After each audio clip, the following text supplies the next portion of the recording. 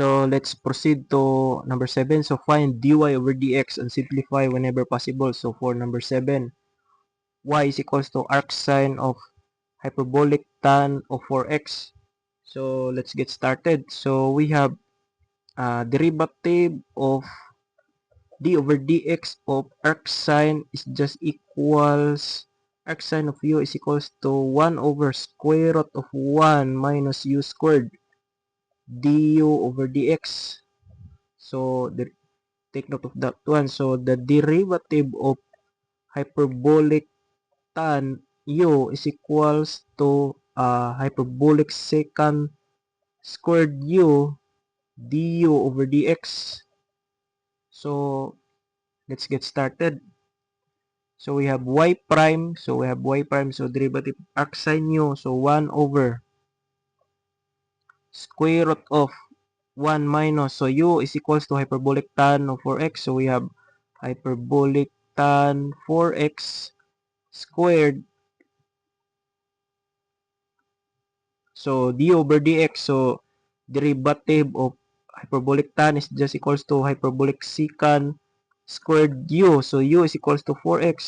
So this copy. So derivative of u. So d over dx of 4 is equals d over dx of 4x just equals to 4.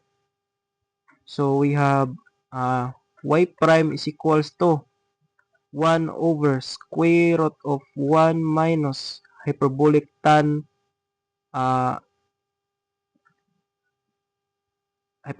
squared 4x.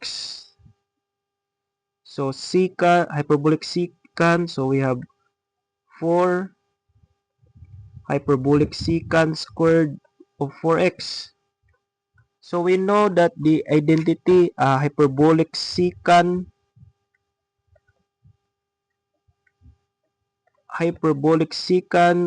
squared theta is equals to 1 minus hyperbolic tangent squared theta. So if we further evaluate this one, so we will have a square root both sides. So we have hyperbolic secant theta is equals to square root of 1 minus hyperbolic tangent squared theta. So we'll just simplify this one. So we have y prime is equals to 1 over hyperbolic secant theta. So theta is equals to 4x. So times 4 hyperbolic secant squared 4x. So let's simplify this one. So we will cancel this one.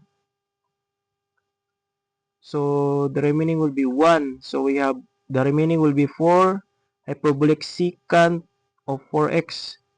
So this is now our final answer.